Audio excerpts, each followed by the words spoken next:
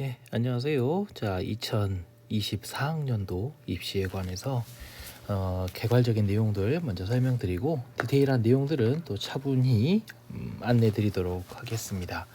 자, 우리가 2024학년도 입시라고 하는 것은 사실 이제 2023학년도에 고3인 학생들이 2024학년도에 대학교 1학년이 되는 그 입시를 2024학년도 입시라고 합니다. 이제 2023학년도 입시는 지금 2022년에 고3인 학생들이 지금 겪고 있는 입시가 되겠습니다. 자, 어떻게 전체적인 내용들이 바뀌었는지 간단하게 한번 살펴보겠습니다.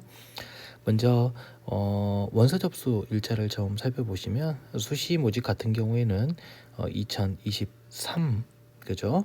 2023년 9월 11일부터 15일, 그러니까 월요일부터 금요일까지 이 중 3일 이상인데 대부분의 학교들이 그래 왔듯이 15일까지 원서를 접수할 걸로 보이고 몇몇 대학들은 한 3일 정도의 원서 접수를 마감하는 경우도 있습니다. 그다음에 이제 전형이라고 하는 전형 기간이 나와 있는데 이 전형 기간이라고 하는 것은 이제 수시 원서를 접수하고 난 다음에 우리가 이제 수시 전형이라고 하면 뭐가 있죠? 가장 대표적으로 학생부 교과 전형, 그다음에 학생부 종합 전형, 그다음에 뭐가 있죠? 논술 전형. 그리고 예체능 같은 경우에는 또 뭐가 있겠습니까? 실기 전형이 있겠죠. 네, 이런 예를 들면 교과 같은 경우에는 예를 들면 면접이 있을 수도 있겠고요. 그 다음에 종합 같은 경우에도 면접이 있을 수 있겠죠. 논술은 논술 전형이 있을 수 있겠고, 실기는 또 실기가 또 있을 수 있겠죠. 이런 여러 가지 수시 관련한 어떤 전형이 9월 16일부터 12월 14일까지 90일 동안 실시가 된다는 이야기고요. 합격자 발표는 12월 15일까지는 1차적으로 완료가 되게 되어 있습니다. 그리고 합격자 등록은 12월 18일부터 21일까지 한 다음에 그다음에 최종 통보 마감은 12월 28일까지 된다는 이야기입니다. 이게 이제 무슨 이야기냐? 합격자 등록을 이거 한번 잠깐 지워보고 다시 볼까요? 자, 합격자 등록이라고 하는 게 12월 18일부터 21일까지 한 다음에 그 다음부터 어때요? 28일까지의 날짜가 좀 비죠. 이거는 무슨 이야기냐면 이제 충원 합격이 그러니까 21일부터 사실은 21일 전부터 시작할 수도 있습니다. 21일부터 28일까지 이제 어때요? 충원 합격을 계속 발표한다는 이야기입니다. 이 충원 발표는 일반적으로 처음에는 인터넷을 통해서 그러니까 홈페이지를 통해서 발표를 하고요. 이게 이제 나중에 되게 되면 대부분 한 3차까지는 인터넷 발표를 하다가 그 다음부터는 전화를 돌리게 되죠. 그래서 전화를 해가지고 등록 의사를 물어보고 등록할 경우에는 이렇게 절차를 이제 따라 주시면 되겠습니다. 이제 충원 등록 마감은 그래서 이제 28일까지 해가지고 저 등록할래요라고 최종 전화 받은 사람들은 29일까지 등록해 주시면 되겠습니다. 정시는 이제 내년으로 넘어가네요. 2024년 1월 3일부터 1월 6일까지 이제 3일 이상 원서 접수하게 되어 있고요. 전형 기간이라고 하는 건 정시는 크게 의미가 없습니다. 이제 일반적으로 면접이 많이 해당할 겁니다. 사범대라든지 아니면 이제 의대 경우에 따라서는 간호대 같은 경우도 있을 수 있겠죠.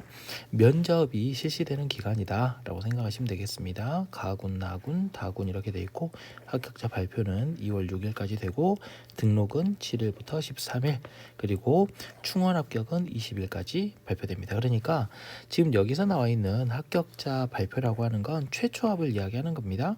그 다음에 이제 합격자 등록을 일괄적으로 하고 그 다음에 여기에서 이제 비어 있거나 이런 경우에는 이제 20일까지 계속 충원 합격을 발표한다는 이야기입니다. 그다음에 2024년 2월 21일까지 정시 미등록 충원 등록을 마감한 다음에 바로 22일부터 29일까지는 추가 모집이라는 게 있습니다. 그러니까 정시지만 일단은 어때요? 충원이 안 된 대학들이 있을 수 있습니다. 인원을 다 채우지 못한 대학들은 이때 또 한 번 추가로 모집을 하게 되는 거죠. 그래서 등록을 2월 29일까지 하게 되어 있습니다. 자, 올해는 2022년에는 수능이 11월 17일이었는데요. 이제 내년에는 그러니까 2023년에는 11월 16일 목요일에 그러니까 하루가 당겨지겠죠. 통지일도 보시면 올해는 12월 9일에 통지하게 되는데 이제 2023년에는 하루가 더 당겨지게 되겠고요. 뭐 예년마다 동일했었습니다만 수시하고 정시 학생부 작성 기준일 그러니까 이 날짜를 기준으로 기록해야 할 학교 행사들이나 이런 것들을 다 기록하라는 이야기죠. 이렇게 되어 있습니다. 수시는 8월 31일, 정시는 11월 30일이 기준일이다 라고 생각하시면 되겠습니다. 뭐 일정들은 전체적으로 이제 뭐 대동소이하고요. 올해하고 좀 비슷하고요. 그다음에 2024학년도 대입 전형 시행 계획의 주요 특징을 보면 전체 모집 인원은 감소하고 전년도 선발 기조는 유지했다. 그래서 전체 모집 인원이 한 34만 명 정도 되네요. 2023학년보다 4,828명 감소하였다라고 되어 있고요. 이 보시면 이제 수시 모집에서 전체 모집 인원 34만 4,296명의 79%인 27만 명 정도를 수시로 모집하고 정시 모집은 21% 정도인 7만 2,264명을 선발하게 됩니다. 전년도 대비 이제 수시는 한 410명 감소, 그 다음에 이제 정시는 4,418명 감소하고 역시 이제 비율도 이 비율로 봤을 때는 1% 감소했다라는 자료가 나오고 있습니다. 여러분 이제 사실은 대략적으로 이제 재학생 기준으로 봤을 때는 이 재학생 기준으로는 한 29만 명 정도 되고 있거든요. 29만 명 정도 되고 있고 이제 재수생들이 해년마다 보면 한 14만 명 정도 이렇게 되고 있는데요. 그런 부분들을 좀 생각해 봤을 때 사실상 이제 대학을 가는 것 자체는 어렵지 않습니다. 이제 뭐가 문제냐?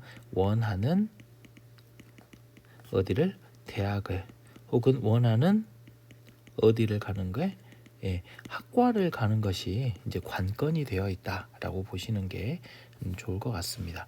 뭐 대부분 이제 선호하는 대학, 선호하는 학과들은 어느 정도 이렇게 좀 몰리는 경향들이 있죠. 그렇습니다. 그래서 뭐 인원 전체적으로 한번 살펴보시면요, 올해는 이제 수시 모집 27만 명, 뭐 거의 대동소이합니다. 그 다음에 이제 2023년 3학년도와 4학년도 비교해 보면 정시 모집도 뭐 사실은 이렇게 돼 있는데 정시 모집은 조금 줄어든 걸로 집계가 되고 있습니다. 그래서 수시는 410명 감소, 정시는 4,418명이 감소되어 있고요.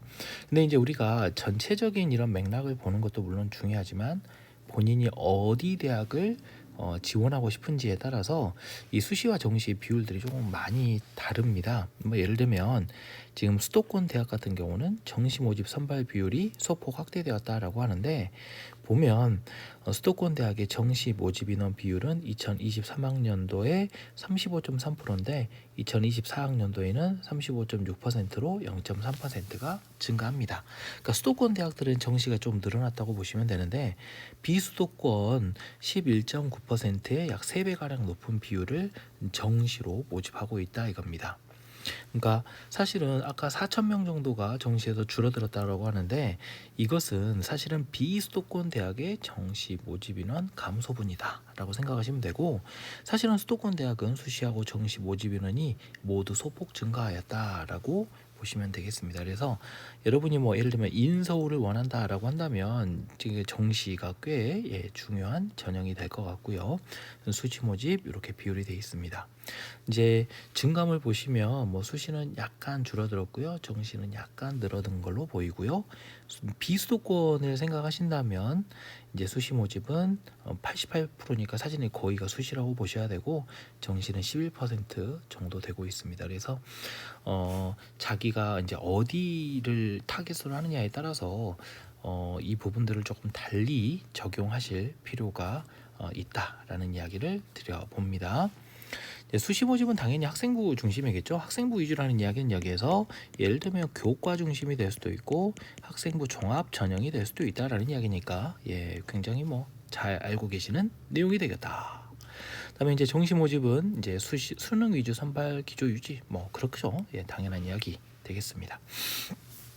여기 보시면 수시 모집 인원 27만 명 중에서 23만 명을 학생부 위주, 다시 말하면 교과 종합 전형으로 선발하고, 정시 모집 인원 7만 2천 명 중에서 6만 6천 명을 수능 전형으로 선발한다 이 말이니까, 사실은 이제 정시는 뭐 수능으로 간다라는 거는 뭐 여러분이 아마 잘 알고 있는 내용일 겁니다. 자, 다시 한번 정리해 보자면, 수도권에서는 이제 수능, 그리고 학생부 종합, 교과, 실기, 논술의 순서로 선발하고 있고, 비수도권에서는 교과, 종합, 수능, 실기, 논술의 순서로 선발하고 있다라는 점을 한번 생각해 보시고, 여러분이 타겟으로 하는 대학이 어디에 위치해 있느냐, 인서울이냐 아니면 비수도권이냐에 따라서 조금 전략을 달리 세우실 필요가 있겠다라는 말씀을 드려봅니다. 그 다음 수도권 대학에서는 대입제도 개편안과 대입제도 공정성 강화 방안에 따라서 수능 전형을 30% 이상, 그리고 상위 16개 대학은 40% 이상 선발해야 되기 때문에 수능 전형으로 이제 많이 선발하고 있기 때문에 수능 점수를 좀 잘 받는 게 되게 중요하겠죠. 비수도권 대학에서는 대입제도 개편안에 따라서 수능 또는 교과 전형에서 선택할 수 있고, 대부분이 사실은 교과 전형을 30% 이상 선발하기에 교과 전형의 인원이 가장 많다라는 이야기를 드려봅니다. 뭐 수도권 교과 전형 20%, 종합 29%, 논술 7.3%, 실기 8.5%, 수능 33.7%. 비수도권은 보시면 교과가 61%, 종합은 19%, 논술은 거의 없다시피 하죠. 그 다음에 실기는 7.8%, 그 다음에 수능은 10.3%, 뭐 이렇게 되고 있습니다. 자, 그래서 이제 보시면 학생부 교과 전형은 수도권은 이제 536명 감소하고 비수도권은 오히려 증가하고요. 종합 전형은 수도권 감소, 비수도권도 역시 많이 감소하고 있습니다. 논술 전형은 동덕여대, 삼육대, 서경대 등에서 신설이 됐고요. 전년 대비 수도권에서 340명이 좀 증가하는 부분들이 있다라는 이야기를 드립니다. 자, 이렇게 쭉 한번 전체적인 수치를 한번 살펴보시면 되겠고요. 수도권과 비수도권에 따라서 이 비율들이 많이 다르니까 이 부분들을 좀 주의하셔서 보셔야 된다라는 이야기를 드려봅니다. 사회통합전형, 지역인재전형 모집 인원들이 증가하고 있다. 그래서 사실은 사회통합전형, 우리 기회전형, 그죠? 그다음에 지역균형 전형.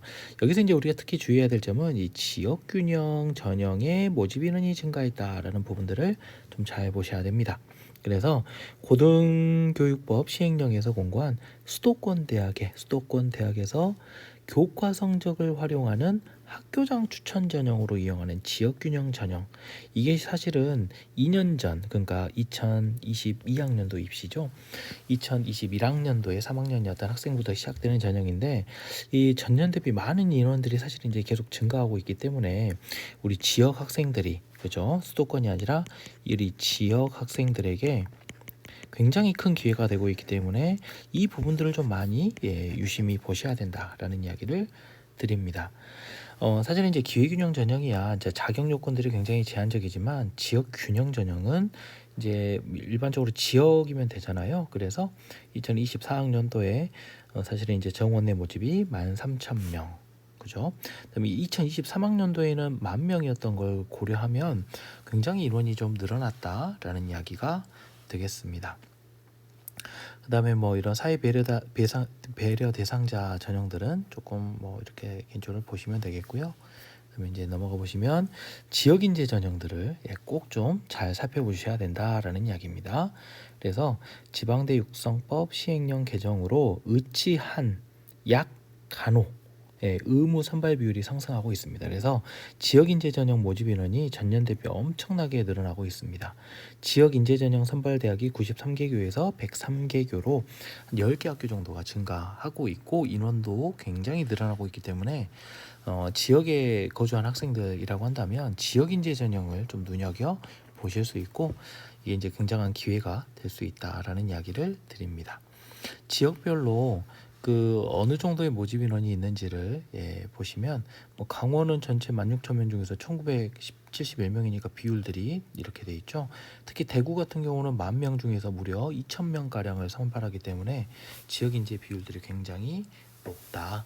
그 다음에 울산도 꽤 높은 비율을 차지하고 있고요. 그 다음에 뭐 광주도 16%면 높죠. 전남은 무려 20% 정도를 뽑고 있습니다. 뭐 제주도 뭐 14% 정도 되고 있기 때문에 굉장히 좀 비율이 높다라는 이야기를 드립니다. 뭐 지금 여기 나와 있는 대학들은 지역 인재 전형을 비실시하는 대학들 이렇게 되겠습니다. 의학학 계열에 대한 관심들이 조금 있으실 건데 지역 인재 전형 선발 현황을 보면 의치항 같은 경우에는 2024학년도에 작년 비중 꽤 많은 인원이 늘어났고요. 약학대요 굉장히 많이 늘어났죠. 간호도 굉장히 늘어났습니다. 한약학은 뭐 어때요? 오히려 조금 줄어든 모습이 있지만 이 부분들을 고려하더라도 사실은 의치한 약학 간호까지 해서 대단히 많은 인원이 증가했음을 볼 수 있다라고 생각하시면 되겠습니다. 지원 자격 제한하는 지역 인재 전형 지역별 설시 현황 보시면 각 지역별로 선발 인원들이 조금 잘 정리가 되어 있을 겁니다. 자, 수시에서 수능 최저 학력 기준을 활용하는 그런 사례들이 많습니다. 수도권 대학들에서 지역균형 전형 최저 학력 기준을 적용합니다. 지역인재 전형에서 의학 계열의 경우는 높은 수능 최저 학력 기준을 적용하는 경우가 많기 때문에 물론 지역인재 전형이라고 하면 기본적으로 교과가 돼야 되겠지만 거기에 플러스로 수능 점수도 그러니까 최저도 채울 정도의 충분한 수능 점수도 요구하고 있다라고 보시면 되겠습니다. 지역별로 수능 최저 학력 기준 적용 인원과 비율들을 간단하게 살펴볼 수 있습니다. 이쪽이 있고요. 네, 이렇게 정리가 되고 있습니다. 따라서 우리가 의미하고 있는 것은 2024학년도 대입에서 수능이 미치는 영향이 굉장히 크다라고 생각할 수 있습니다. 수시에서 수능 최저 학력 기준을 완화하는 경향이 있기는 해요. 그런데 이것은 전체적인 응시 인원이 줄어들고 있기 때문에 그에 따른 등급 따기가 좀 어려운 부분들이 존재하기 때문에 그런 부분들까지 고려했을 때 여전히 대입에서는 수능이 굉장히 중요하다라고 생각할 수 있고요. 수능 최저 학력 기준을 적용하는 비율은 사실 논술이 높고 그다음에 교과 종합 실기 순으로 등장한다라고 생각하시면 될 것 같습니다. 우리가 이제 꼭 여기서 기억해야 될 것은 교과 전형이지만 여전히 수능은 중요하다라는 것을 기억해야 된다. 이렇게 강조드리고 싶네요. 대학별 모집 인원들 뭐 이런 것들은 나중에 대학편에서 따로 정리하도록 하겠고요. 뭐 이제 우리가 뭐 서울 쪽 대학들을 보시면 물론 교과 전형들도 꽤 많이 있고 종합 전형 많이 있고요. 그다음에 정시 이렇게 골고루 인원이 배치되어 있음을 볼 수 있습니다. 이렇게 쭉 나와 있고요.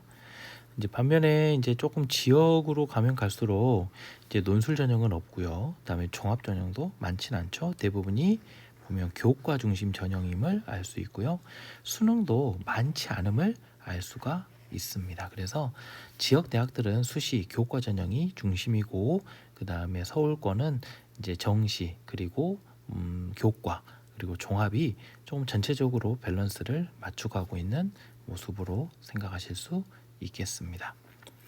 자, 그래서 이 부분들 외에 조금 더 추가하자면 이제 전형을 한번 요약해 보자면 일단은 자기소개서가 드디어 폐지가 됩니다. 사실은 이제 2023학년도까지만 하더라도 자기소개서가 있었는데요. 폐지가 되고요. 학교생활기록부의 기재 방식에서도 교과 외 활동이 평가에 미반영되는 항목, 예를 들면 자율동아리, 개인 봉사활동, 수상경력, 독서활동 이런 것들이 미반영됩니다. 따라서 가장 중요한 것은 교과 세부 능력 및 특기사항, 우리가 흔히 세특이라고 말하는 요것이 가장 중요하고요. 그다음에 수행평가 등 수업 시간의 개인별 활동과 보고서, 결과물들을 잘 관리하시는 게 좋습니다. 여기서 가장 강조하고 싶은 것은 일단은 생기부에서는 이제는 우리가 그동안은 독서 활동 중요하고 수상도 되게 중요했었는데 이게 이제 다 미반영이 되기 때문에 결국 남는 거는 이제 세특밖에 없다라는 이야기고요. 다음에 2단계 면접의 반영 비율을 높이거나 면접 실시하는 전형을 새롭게 신설한 대학이 많아졌기 때문에 면접이 최종 합불에 미치는 영향력이 커졌습니다. 면접의 반영 비율을 좀 고민하셔야 되고요. 특히 이제 서울대 같은 경우는 2021년 7월에 이미 2024학년도 대학 신입학생 입학 전형을 예고했고요. 전공과 관련해서 대학에서의 전공과 이에 따른 고교 교과 이수 과목을 발표했습니다. 그래서 예를 들면 공대는 그리고 공대 무슨과는 어떤 과목들을 필수 이수해야 함을 이미 다 지정을 해놓은 거죠. 사실은 이제 이렇게 이수를 안 하게 되면 사실은 거의 좀 합격이 어렵지 않을까라는 개인적인 예측을 하게 됩니다.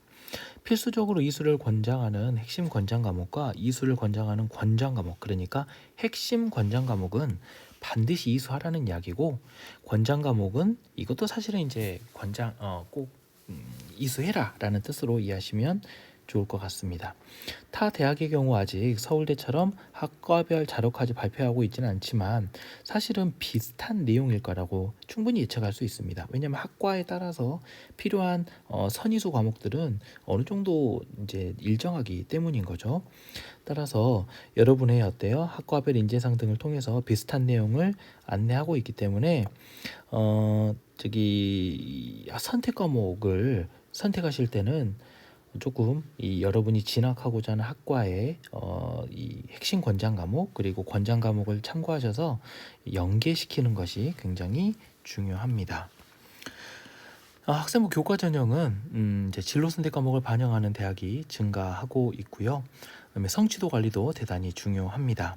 수능 최저 학력 기준은 완화되는 추세이기는 하지만 여전히 중요하다고 볼 수 있습니다. 가톨릭대, 고려대, 서강대, 성균관대, 홍익대 등에서 최저 등급 합을 낮추고 있지만 경기대, 그 다음에 서경대, 그 다음에 세종대 등의 경우에는 이제 수능 최저 학력 기준을 아예 폐지하는 경우도 있습니다. 그래서 사실 이제 교과 성적이 합불에 미치는 영향력이 크다고 볼 수 있습니다. 경희대, 건국대, 동국대는 학생부 교과 전형에서도 서류 평가입니다. 그러니까 사실은 우리가 이제 교과 전형은 교과 성적만 본다라고 생각하지만 이 경희대, 건국대, 동국대는 사실상 교과 전형이라고 하지만 종합 전형의 성격에 가깝다고 볼 수 있습니다. 그래서 지원 학과 그리고 연계 과목 이수를 꼭 확인하셔야 되겠습니다. 지역균형 전형 실시하는 대학이 더 증가하고 있고, 그다음에 경인교대는 학생부 교과 전형, 학생부 종합 전형에서 학생부 교과 전형으로 변경을 했습니다. 그러니까 학교장 추천 전형이, 그러니까 지역인재 전형이 학생부 종합에서 학생부 교과로 변경되었습니다. 논술 전형 같은 경우는 선발 인원은 소폭 감소했지만 여전히 이제 또 다른 대학들이 논술 전형을 신설하는 등 큰 변화는 없다고 보셔야 되고, 한양대 에리카 그리고 울산대 의예과에서는 논술 전형이 폐지가 되었습니다. 가천대는 논술 전형이라고는 하지만 사실은 예전의 적성고사 형태하고 거의 유사합니다. 그래서 문제풀이 중심이죠, 그죠? 간단한 그 EBS 교재들 중심으로 공부하시면 되는 것 같은데, 약수령 논술은 60분에 10문제 정도 출제되기 때문에 학교 시험이라든지 수능 공부하는 것들 열심히 하시면 대비가 가능합니다. 자, 다음에 수능 전형은 수능 전형으로 이제 40% 이상 선발하는 16개 대학의 영향으로 선발 인원이 늘었습니다. 그 다음에 2024학년도에는 고려대에서 교과 우수 정시 전형을 신설하여 교과를 20% 반영하고 있습니다. 자, 그 다음 이게 무슨 이야기냐면, 사실은 이제 서울대 같은 경우에는 정시 수능 전형에서도 이제 교과 평가를 지금 반영하고 있는데, 2024학년도부터는, 그러니까 사실은 서울대는 이제 이미 2023학년도부터 이제 시작을 하고 있는 거고, 2024학년도부터는 고려대도 교과를 20% 반영하여 정시에서 선발한다라는 말씀이 되겠습니다. 서울대는 그동안 과학탐구를 2과목을 하나 했었어야 되죠. 근데 이제 이게 좀 바뀝니다. 그러니까 과탐을 원으로만 2개 조합하는 것도 가능합니다. 물론 원하고 2를 선택하면 가산점이 3점, 2를 하면 가산점이 5점 주어지기 때문에 여전히 이제 차이가 있기는 있습니다. 근데 사실은 이제 부담감이 크기 때문에 원 조합을 선택하는 학생들이 꽤 많을 거라고 예상 되고요. 그다음에 한양대는 과탐 2 과목은 3% 가산점 주다가 이제는 가산점을 폐지하는 상황이 되겠습니다. 자, 이렇게 간단하게 내용들을 좀 살펴봤고요. 전체적인 내용 그리고 수시 그리고 정시에 따른 인원들의 어떤 변동들을 간단하게 살펴봤습니다. 자, 다음 시간에는 조금 더 자세한 내용들을 더 살펴볼 수 있도록 하겠습니다.